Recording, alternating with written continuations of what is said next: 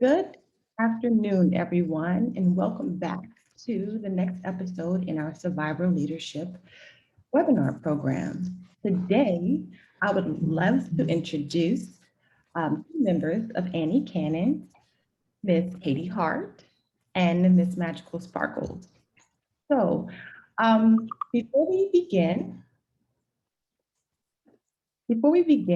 I would also like to pass the mic over to Miss Nancy Isua so that she can give us a little introduction about Survivor Alliance and how survivors can become members if interested. Nancy, I'll pass it over to you. Thank you, Rosie. Hi, everyone. Good morning, good evening, good afternoon, wherever you're joining us from. So my name is Nancy Asiova, and I am the membership coordinator for Survivor Alliance. And just to share a bit more of what Survivor Alliance do and how our members can join Survivor Alliance. So Survivor Alliance is an international US-based not-for-profit created by and for survivors of human trafficking and modern slavery. Survivors maintain a majority on our board and staff. Our membership is only open to people who self-identify as a survivor. Survivor Alliance UK, CIC, is a social enterprise that supports and development of the UK Survivor Network, consulted with the UK Anti-Slavery Organization and provides operational support to Survivor Alliance. Just to share about a bit on what we do. So Survivor Alliance, we try to focus on a sustainable survivors community. So we do meaningful inclusion, well-being, and economy empowerment. So in the meaningful inclusion, we develop chapters, like survivors can develop chapters in their community to bring other survivors, to empower other survivors in their communities. And we do have another space where we have Digital Town Square. At the moment, our Digital Town Square is being redesigned by AnnieCannons. And we are looking forward to that when that is being done. That way we can bring survivors can engage on that platform, can reach out to each other, can get in touch with other survivors around the world. So the other way we do that, we train allies, we do training for allies and development, engagement in the anti-slavery movement. So in our economy empowerment for survivors, we do consultation opportunities, professional development, and employment pathway. So we do have a form that survivors could fill in our website, how to join Survivor Alliance. And this is, we don't check if you are really a survivor, or we don't have a way that we have to ask you to show stains or something. But if you do self-identify as a survivor of human trafficking and modern slavery, you could register is on our website as well. And I can put the link. I don't know if I can put the link on the chat as well, for those who don't know where to go. They could click on that to get on our website. Thank you very much. Not to take too much time. Absolutely not. We thank you so much, Nancy, for giving us a little bit more information about Survivor Alliance. As Nancy said, we will put more information, including their website, in our chat. And feel free to click on the link and explore all of the things that they have available for survivors and advocates. Without further delay, I would love to introduce our two co-hosts. However, before I do want to make a few announcements.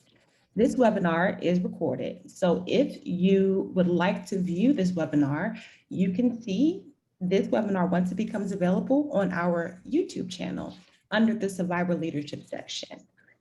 If there are any questions, please place your questions in the Q&A box, or you can also raise your hand if you have that option at the bottom of your screen, or place them in the chat box, and we'll definitely go through your questions either during the webinar or within the last few minutes of the webinar.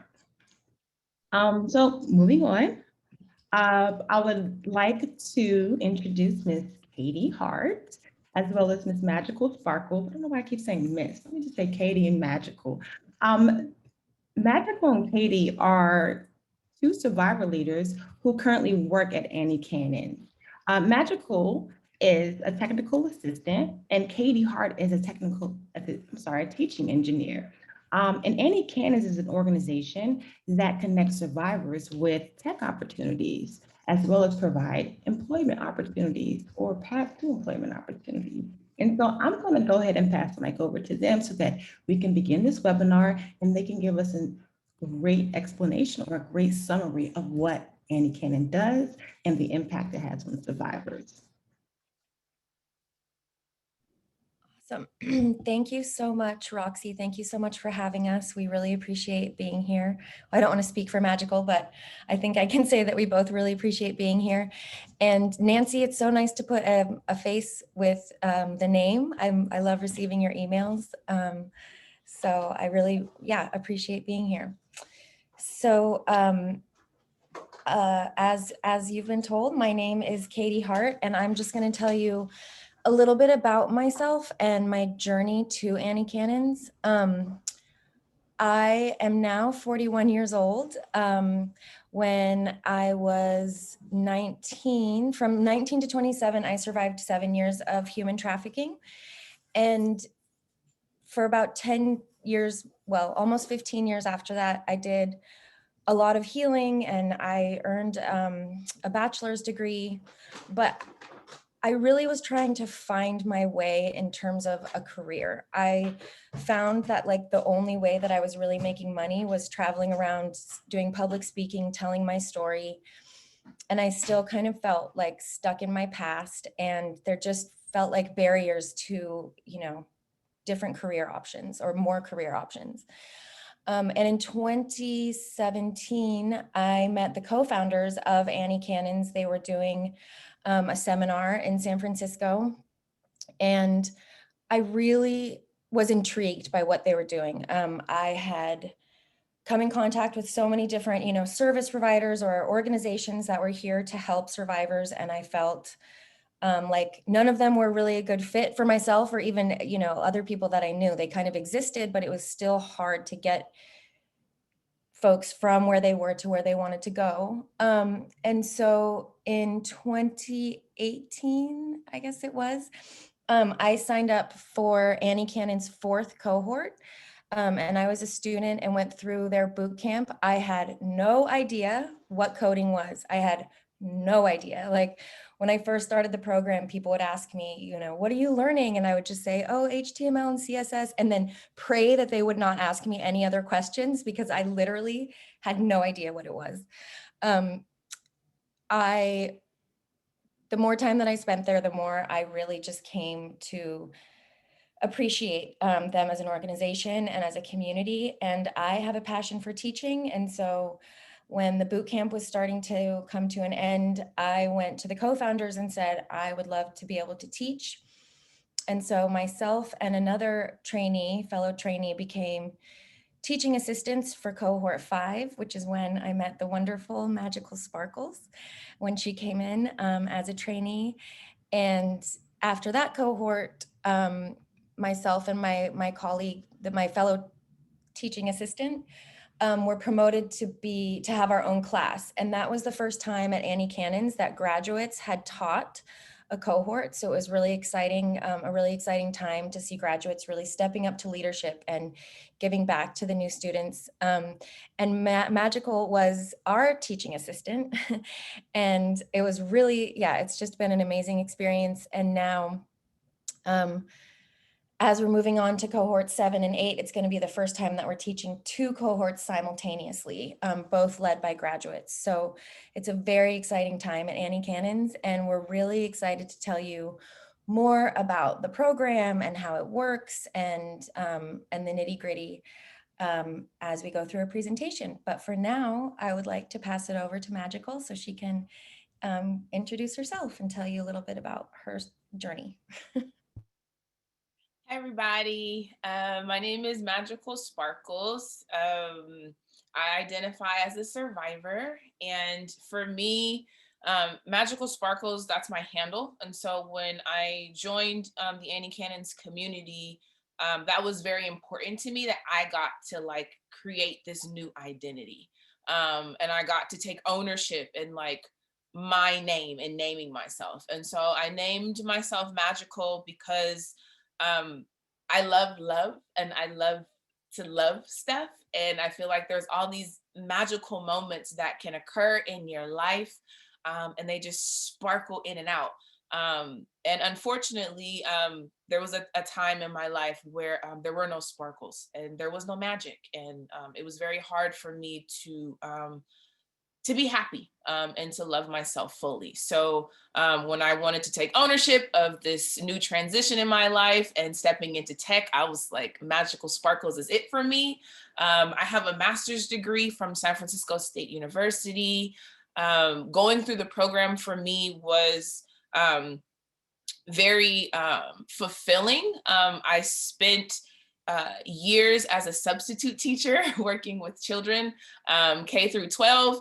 And it was wonderful, but as a substitute teacher, I always longed for more, but I just didn't know like what teaching credential to get for the longest time. I'm like, where I want to teach, but what do I want to teach in? And so when the stars aligned and I was able to become a part of the AnnieCannons community and then join the teaching team, it's been a very priceless experience. And Catie has been very instrumental in supporting my goals as a developer. We were featured in Wired magazine together. I'll try not to like burst out too much because like I get very excited. So I'm trying to like sit still and keep my pose. But yeah, we were featured in Wired magazine, and Catie's just phenomenal. So it's been great to be able to work with her and grow. And I'm happy to be here. So that's a little bit about me. I'm going to talk to you a little bit more about AnnieCannons and what that means and why I love them so much as an organization. So at AnnieCannons, we transform survivors of human trafficking and gender-based violence into software engineers. We believe that talent is equally distributed, but opportunity is not.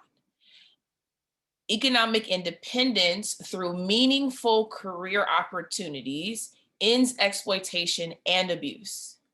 Learning to develop our skills, learn more, and improving our company and ourselves is how we make the world a better place. And so these are all the things that AnnieCannons believes: talents, economic independence, and learning. Abundant economic opportunity from software development is accessible with the right space for learning, earning, and innovating. And so coding can be challenging. It can be very challenging, but it's also super rewarding. And being within tech has been one of the most, I never thought that I could be an engineer. I never thought that. Like I found out I had spatial intelligence and I was like, what is that? Spatial intelligence? I got it. So that means that I can code. Like AnnieCannons helped like so many light bulbs go off for me. And then considering that I found out that only 1/3 of 1% can code, I was like, there's more than enough room for like everyone to be able to join tech and grow as engineers. And so I'm going to pass it over to Catie to talk a little bit more about why survivors for AnnieCannons. Thank you. I also just wanted to say too that please, please, please feel free to ask questions, ask as many questions as you like. Yeah, we definitely have a lot of time to share information. So the founders of AnnieCannons, in my experience, are they're two of my favorite allies that I have ever met. As trafficking survivors, it can be tricky to navigate the landscape of allies, as I think folks probably know. And I felt like they really understand kind of my struggles and my experience, that it just feels really impossible to be seen sometimes. So the founders had spent time in Myanmar doing research for Stanford in their human rights department, and had really gotten to know quite a few survivors of trafficking there. And the one thing that that really stood out, according to these women, sorry about that. That was my alarm for when I'm teaching class. Note to self, turn that off.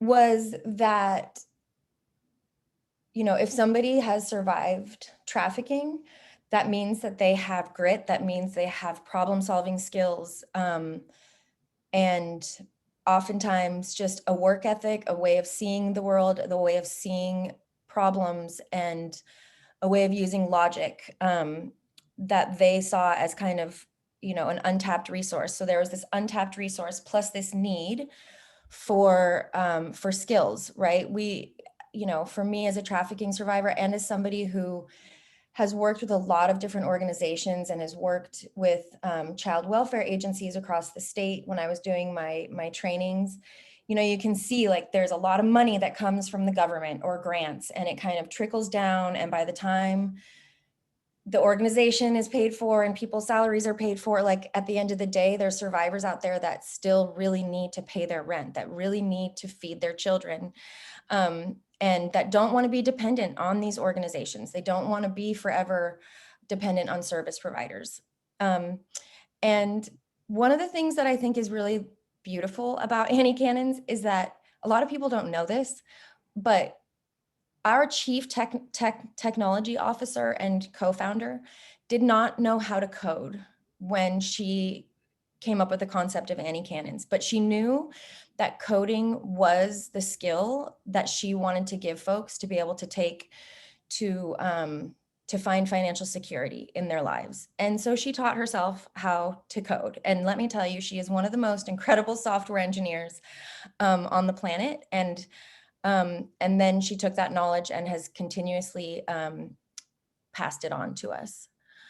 And now other survivors are passing it on to folks that are now coming into our program. Next slide, please. Thank you. So our work at AnnieCannons includes training, earning, and growing. So, you know, the idea of having a boot camp to give people coding skills is fabulous. But oftentimes people who are you know, rebuilding their lives after trafficking don't necessarily want to go to a boot camp and then straight into an office culture like somewhere like Facebook or Google, right? That can be really overwhelming, and there's just all kinds of things that come with working in that kind of culture.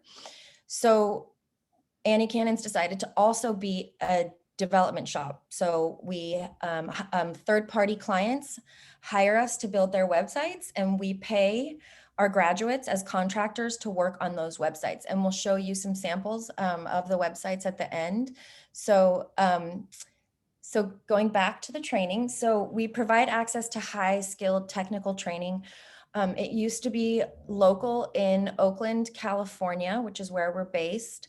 And we taught classes in person. We had free childcare on site. We had food that was donated, delivered, that was delicious. It was wonderful. And of course, then the pandemic hit. We had just started a brand new cohort, Magical, myself, and another instructor. We had 8 days in person, and then the pandemic hit. So we moved everything virtual, and it actually worked. There were days that I was like, I can't believe this is working. But it also offered us the opportunity to start the next cohort as a 100% virtual cohort, and we opened up applications nationwide. So that cohort just began about 10 days ago. Magical can tell you more about that cohort a little bit later on if people are curious. She's teaching that. She's teaching that one. So the training starts with the absolute basics. We learn about how the internet works, how your computer works, typing, before we even get to coding. So there's a lot of, you know, it's basically the idea is that anybody can sign up for our program, no matter how much computer knowledge you have. So yeah, we teach about the physical internet for the first about like 6 to 7 weeks of the course.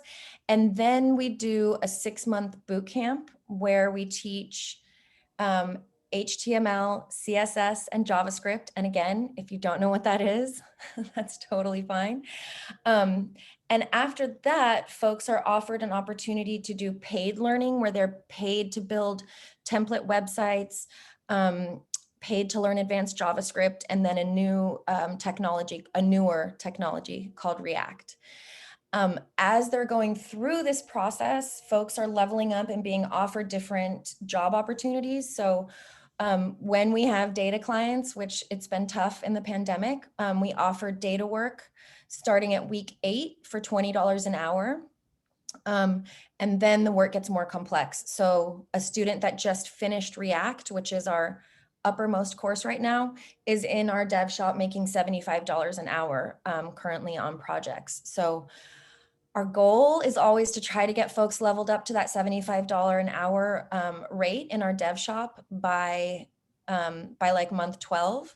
Of course, life circumstances happen. People have been home with their children during this pandemic, and we always give space for people that need more time. And it gives folks an opportunity to build their portfolios. Most people so far have kind of wanted to stay with AnnieCannons, but we really support people who want to go and work at other companies as well. So that's our model. And yeah, so here is a slide about that. Everything I just went over. Sorry about that. I was like, I should have the slides in front of me. Well, could just go back one more time. Sorry, I just want to make sure that I didn't miss anything. Yeah, so computer literacy, web development fundamentals, intermediate web development, that's the paid learning. And yeah, and also web app fundamentals, that's also paid learning as well. So our clients, the third-party clients that hire us have been pretty vast and really interesting. Currently, we are hired to build web applications, mobile applications, and websites. And some examples of, so those were our third-party clients. We also have in-house technologies, which we're calling Survive Tech. So students have the opportunity to come up with kind of a social justice app that they think would improve the lives of survivors.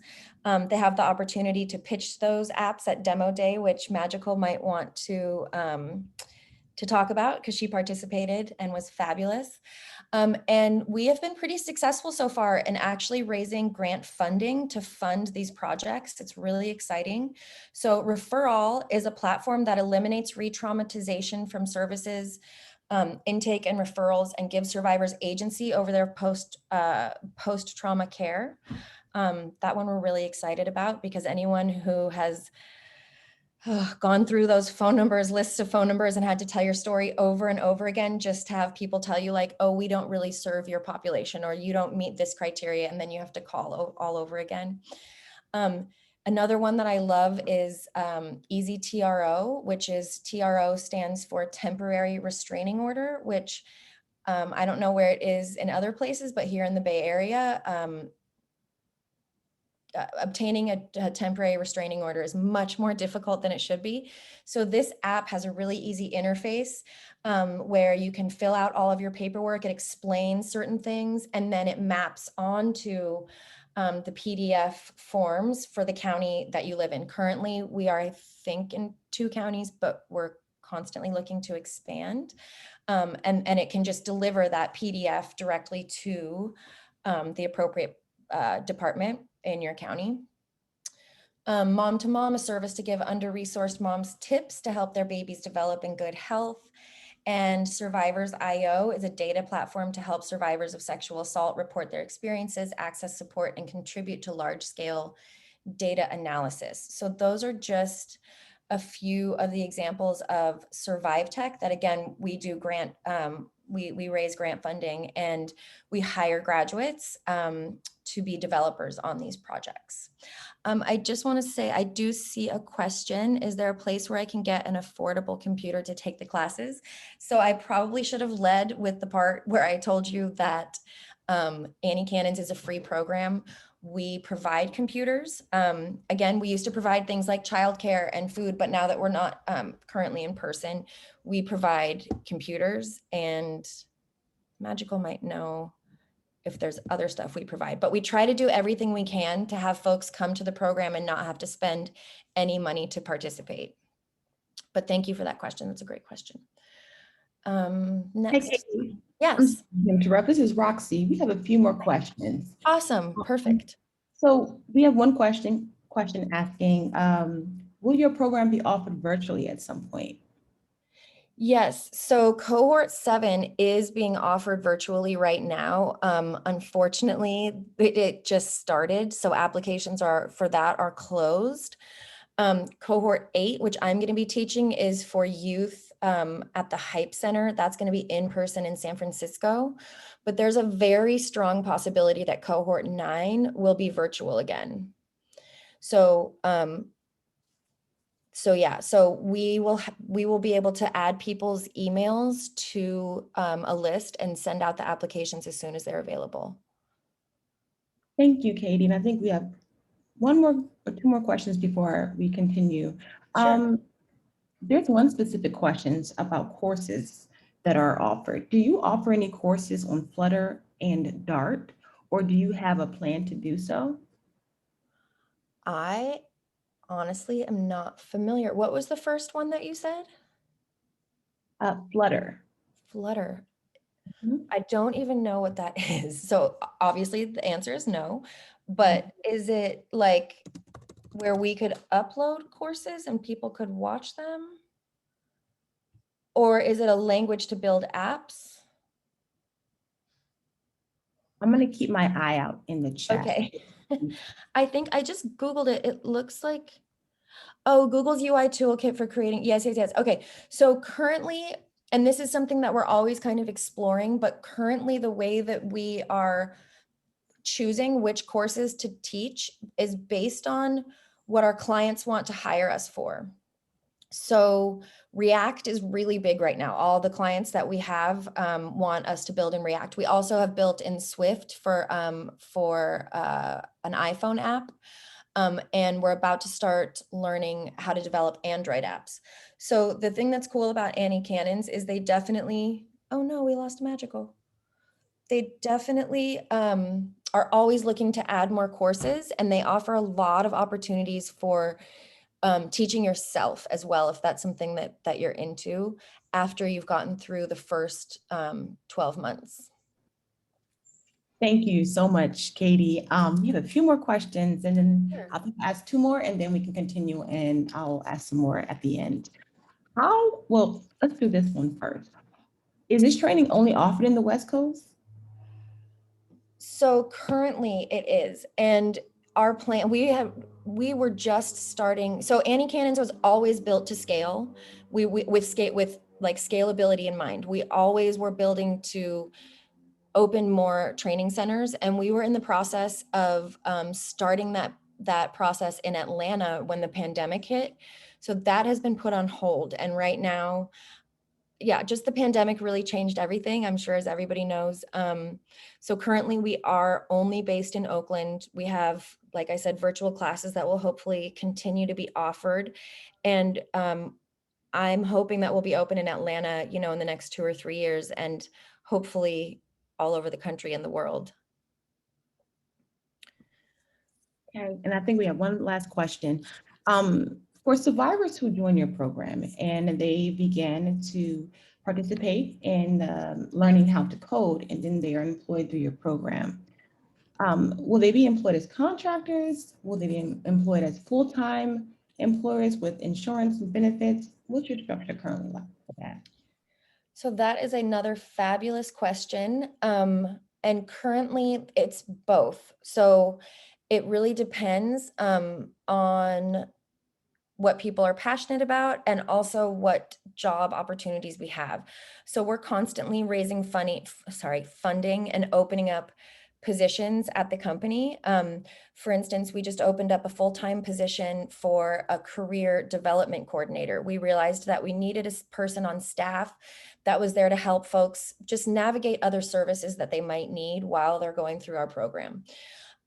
There's somebody, one of a graduate from Magical's cohort is a staff developer for Survive Tech, and that's salaried. And so I think of our staff, I think how many people are everyone is a graduate except 3 or 4. Yeah. So I think out of like 16 or 17, every single person on staff is a graduate except for 3 or 4 folks at this point. And then some people, you know, it works for them to just be a contractor. They can set their own hours. They can be with their kids. Maybe they're not ready to work 40 hours a week. So yeah, I hope that answers the question. Thank you so much, Catie. We always open up our staff job openings to graduates first. Always, always. So that's our goal. So there are a few more questions here. So are the classes video-based and interactive? The classes are a mix of lecture, video, and yes, they are very interactive. So students share their screen, they write code together, they solve problems together. We like to get people writing as much code as possible and learning how to share their code, learning how to read other people's code and stuff like that. In terms of qualifications, so Magical, did you want to take any of these questions? So the next one is, what qualifications does one need to be in this program? And you don't have to, but I just want to make sure because we lost you for a minute. I know, I was like, ah! I was like, no, like my charger. Oh my God. The little nerd things. But yeah, like in order to qualify for AC, you just have to be able to identify within the survivor population and have a referral. And so you need to have a referral through one of the partner organizations to be able to be a part of AC. I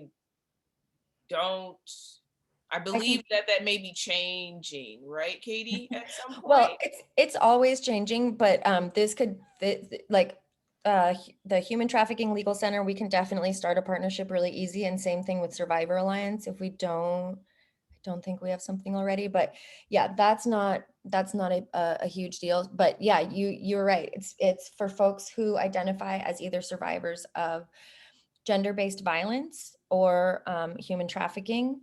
And you fill out a simple form, just getting some information. And then there's an interview kind of process that it's not your typical interview. It's not like sit down and tell me about your past. We actually ask that people don't talk about their past. We don't need folks to be reliving traumatic moments in their lives during this process. But there are some evidence-based activities and kind of games that measure things like spatial intelligence, ability to think logically. And our co-founder came up with these over hundreds of hours of research the goal is to create something with the least amount of bias and to select folks into the program who are going to enjoy coding and who, aren't going to feel too overwhelmed. So over the years, they've really, I think, studied and tried to improve the intake process. And it sounds like from where it started, it's doing really well. So that is kind of the application and intake process, a super simple form with just some info about you. And if you identify as a survivor, and then the kind of games that you play either over Zoom or maybe someday in person. So there's like nothing that you need to like study for. So you can just be yourself and just show up. So there's no like, oh, I need to be on Google for 30 hours, or I need to take this introductory course to computer science in order to be an AnnieCannons. Like, no, you just bring yourself and you show up and you get to be great. That's one of the beautiful things about it. Yes. New York. So somebody's asking, what about New York? So New York is definitely on our list. When we had Deloitte do an analysis of 5 different cities, New York was on the list. Atlanta won that contest, but eventually we would love to be in, all major cities for sure. And then the time commitment. So it is quite a time commitment. The first part of boot camp is around 8 months before you get to the paid learning. So the full, it's kind of like there's a transition. It's not like boot camp ends and now you're employed, right? It's like throughout boot camp, you can start earning with data work. And then by the time the eighth month, there's paid learning for 4 months. And then work in the dev shop or as staff. So yes, let's see, what is the next slide? Are there any more questions or no? Yes, questions are pouring in, guys. Oh, good, great. Perfect, because I'm like, I think we're running out of slides. No, I was going to speak a little bit about Easy TRO, which was really special for me, considering it was like my first client project. And so like after I went into the dev shop, I was able to collaborate with other engineers on Easy TRO, and it had like a very special place in my heart because I had to go through the process of getting restraining orders. It was nice to be able to have my work like reflected like so passionately in a project that like I cared about and that like meant a lot to me. And so yes, we can keep answering questions. I just threw that in there. So as many as need to go along, I'm rolling with the flow. Awesome. Sorry about that, Madge. No worries. You're good. Okay. Thank you, Magical. And I just want to add, these are some really great apps to include within your program to help the overall retention of survivor leaders within your program. And I think this is great. Great training, guys. We have some other questions here. So here's one question. How do you accommodate people who are outside of the US and are interested in your program? All right, so that one is tough. Currently, our director of operations has told us that we're not set up to do that just because, you know, eventually all of our trainees become our subcontractors and or employees. I'm under the impression that that eventually is going to change, but I don't know when. But yeah, so that one is kind of, yeah, heartbreaking because I do know that there's people from all over the world on this call. So would you guys consider yourself a social enterprise, or how would you, and this is a question I'm asking from the question and answer box. Yeah. So, gosh, I don't know if I know exactly what a social enterprise versus a nonprofit is. That, I don't know if I've. Yes, I think that's the question that is being asked. Okay. So yes, we are a 501(c)(3), so that puts us as nonprofit status. The goal is that the money from the third-party clients will pay for the training program eventually. Currently, we have charitable donations paying for the training program.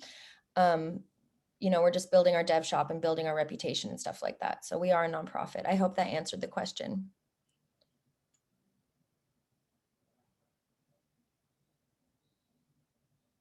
Okay, thank you. I think there's a couple others in this other chat.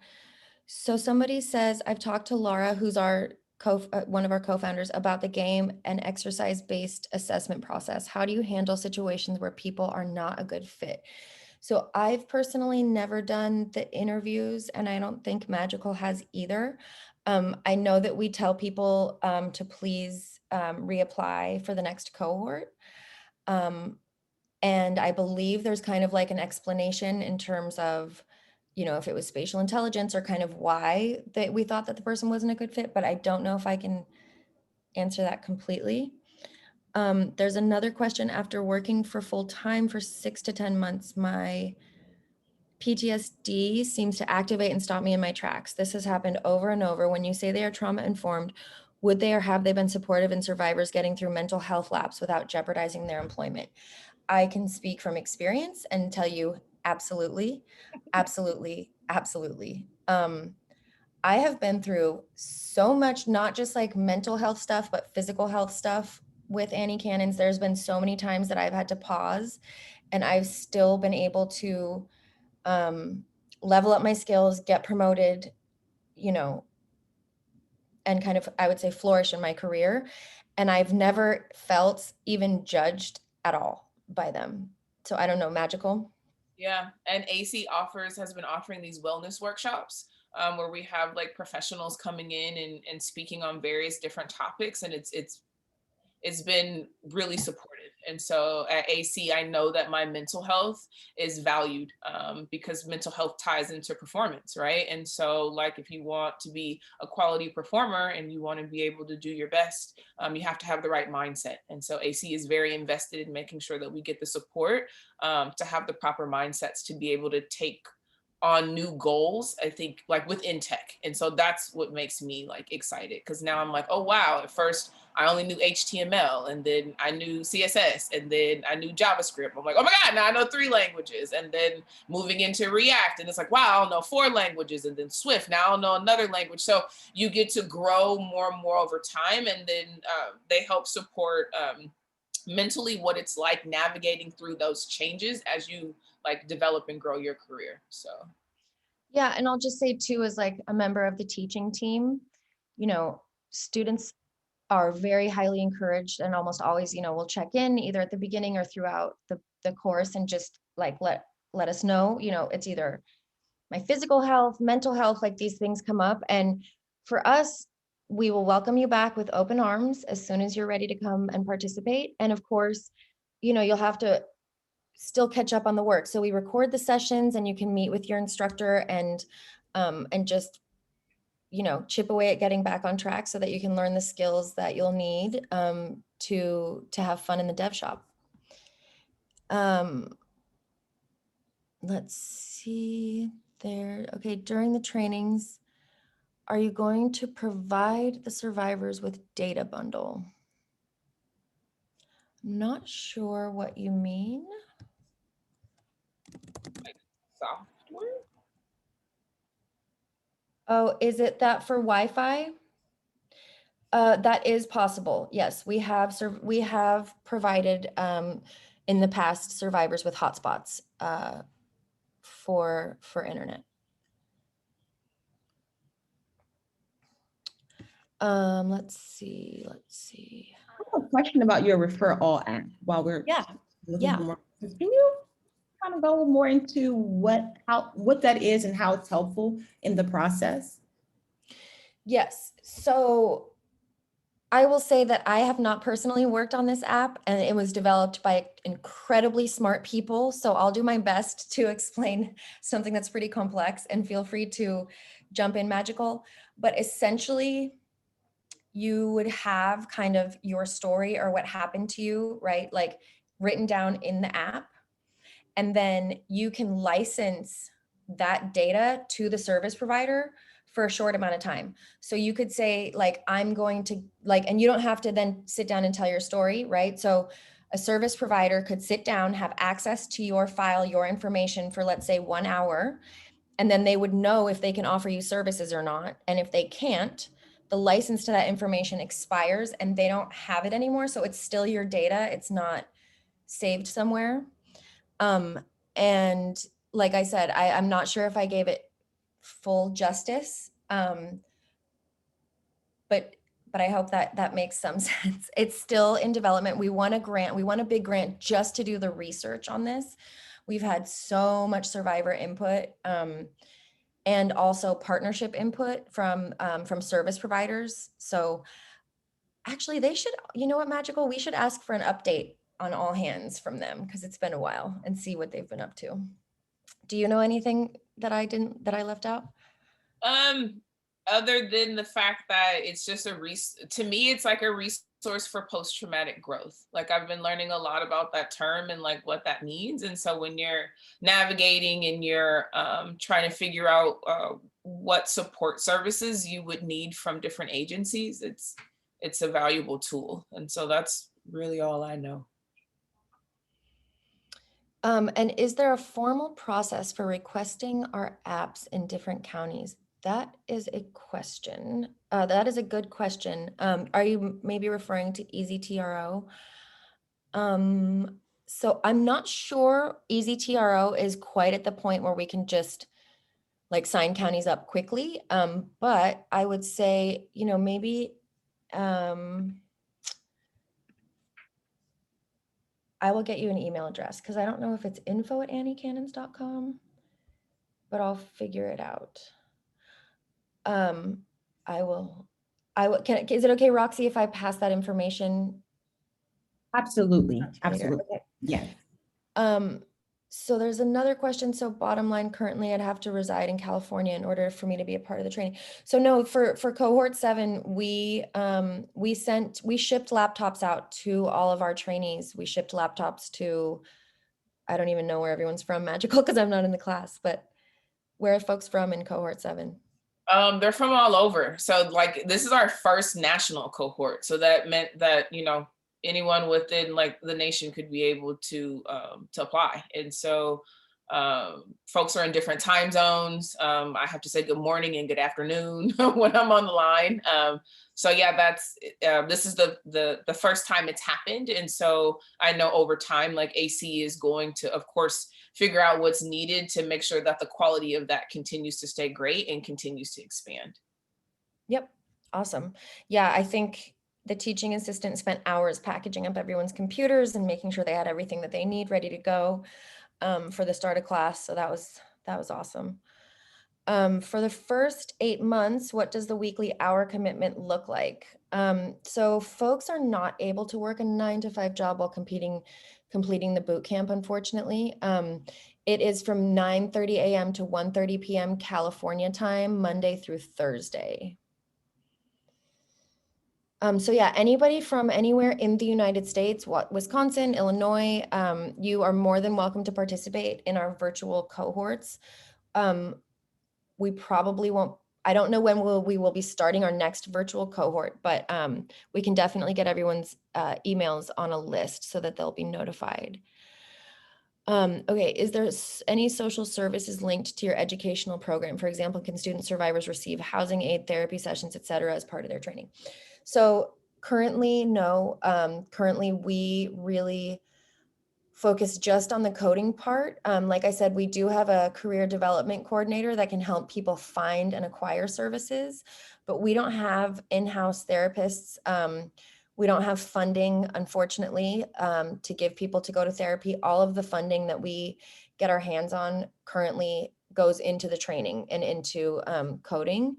And housing aid is something that, oh gosh, we wish we could offer. Like, yeah, I would love, and I think that this is going to be a reality at some point in the near-ish future, for folks to get a stipend for coming to the training, so that so that we can just start to fill those financial gaps sooner. So stay tuned. My wish list is very long. Our wish list at AnnieCannons is very long. This is free to the survivor. How would you know if this is for you? Ooh, that's a good question. Magical? If you want to take a risk, if you want to take a risk and push yourself, that's how you will know it's for you. Because when I found out, through my navigator at the Family Justice Center about AnnieCannons, and my navigator told me, I think you would be a great fit for this program. It's a coding program. And I was like, coding, what is that? And so like, I had no clue what it was. And I went and I Googled it and it looked super hard.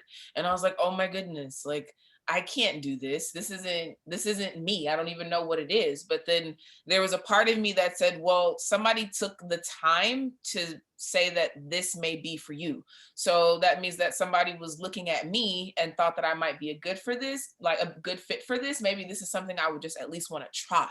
And so because I was willing to try, like, that has been that was a very instrumental like piece in where I am now. And so I tried, I showed up for the interview. I was able to pass the interview and become a trainee, and then go from a trainee to working in the dev shop as an engineer, to joining the teaching team as a teaching assistant. And now I'm an associate teaching engineer, like co-lecturing for the first virtual online cohort. Like I just took a risk. And I've been loving it ever since. And so if you want something new for yourself and you want to try something new, then I would say it's for you, but you'll never know unless you try. Thank you. Thank you, Magical. So I apologize. Cohort 7 is the class that's currently running right now. So I'm sorry if I'm here talking in AnnieCannon speak to people who don't understand what I'm saying. So Cohort 7 is the class that is currently running. It just started. And then, so is there any way to do the recorded training on your own schedule so that if you have a full-time job, you may be able to do the course after hours? That is something that we have definitely thought about. I do believe that there has been in the past a self-study path, although I'm not really sure if that's something that we're necessarily offering right now, just because really so much of the class is participation, is being in community with other people and asking questions and having people look at your code and things like that. So I definitely envision a world where there is a pathway for self-study that meets maybe on the weekends or something like that, but we just haven't built it yet. I think this is AnnieCannon's 6th year in operation, so it's still pretty new. And I love this from someone named Kayla. Going to tech trade shows virtually can be really inspiring for folks that might be interested. That is a great piece of advice because they are virtual and a lot of them are free, or they have like some of their things have free access, and it can be really inspiring. And yeah, you can kind of get to know a little bit more about the tech world. All right, let's see. Outside the US and interesting, participating without the pay for the whole course, is that workable? I definitely think that there is a world where, so yes, let me look into that, Caroline. I'm gonna put yes, Roxy, go ahead. I'm gonna put my email address here for folks that want more questions or will have more questions. I don't have a question. And then our entire curriculum is up on, the slides are up on GitHub, although, yeah, I think having access to the recordings would be kind of key. All right, it is 10:52. Roxy, was that a mistake? Did you say you do have a question or you don't? No, I was clearing the settings. Forgive me for that. I No think we have all of the questions. It looks like so many people are really interested in this program, and it seems like they're really encouraging AnnieCannons to make this available to more people, even outside of the US and the UK and beyond. So Yep. this is an excellent opportunity, and I really, really want to say thank you for coming to our webinar and sharing this information. And I really hope that there were some survivors who attended today who can take advantage of this great opportunity. Would you suggest any additional resources for survivors who are attending the call or advocates to help put them in or on a pathway to the tech industry? So the one thing about tech is that there are just so many resources online, right? These people that are really passionate about coding, they get so excited that they just want to share what they know online. I have taught myself so many things by watching YouTube videos. There's Udemy courses that you do have to pay for, but some of them are really, really good. So, if you find something that you really want to learn and you read the reviews, that might be sometimes something that folks can invest in. I've heard that if you look up the Udemy course in an incognito or a private window, the price will be much cheaper. So there's a tip for you. I've heard that they'll be $19.95. And then, yeah, there's free code camp and let's see, what else was I going to say? Oh, and then meetups. If you go to meetup.com, especially now with the pandemic, so many of them have gone virtual. Those are free. And you can be in community with other people that are learning how to code. You can go to beginners ones.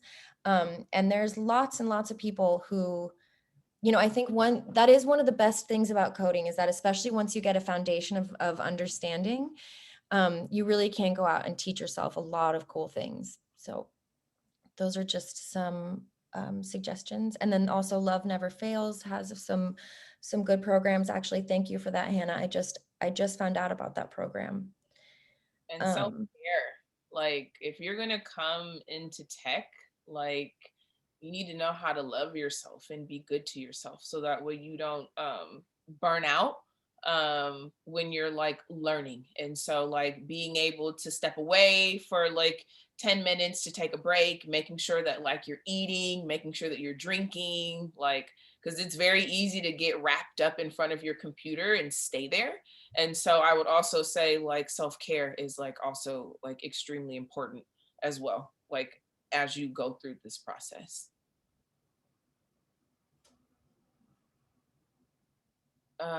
I could say lastly, to help close us out with a quote, that for me, like my ladder of success was rooted in the desire to climb.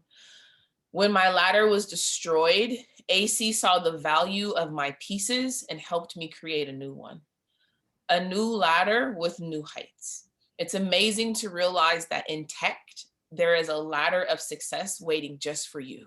And so there's so much room in tech, whether you want to code or if you don't want to code, like there's so many ways that you can find a meaningful career in tech, and coding is just the start, but it's amazing. It's been a wonderful experience learning how to code. Thank you so much for that, Magical. Thank you so much, Magical. Thank you so much, Catie. And again, I want to thank both of you guys for coming to our webinar today and sharing this, all of this information, because not only is this something that's needed within the survivor community, however, this is truly game-changing. With your educational programs, as well as the fact that you guys are in tech, there aren't many, I don't know any other programs right now that provide this bridgeway to this type of opportunity. So thank you so much. Just want to make a quick announcement about all the information today that was shared, including the PowerPoint presentation, will be available and shared on our Survivor Leadership listserv. So if you would like to be added to our listserv, please reach out to me, and that contact information will be in the chat. And we will share that as well as all the other resources that were shared in the chat today. If there are any other questions or any other comments, I want to go ahead and close out and say thank you everyone for coming to this webinar, and we really hope to see you at the next one. Thank you, Catie. Thank you, Magical. Thank you, Nancy.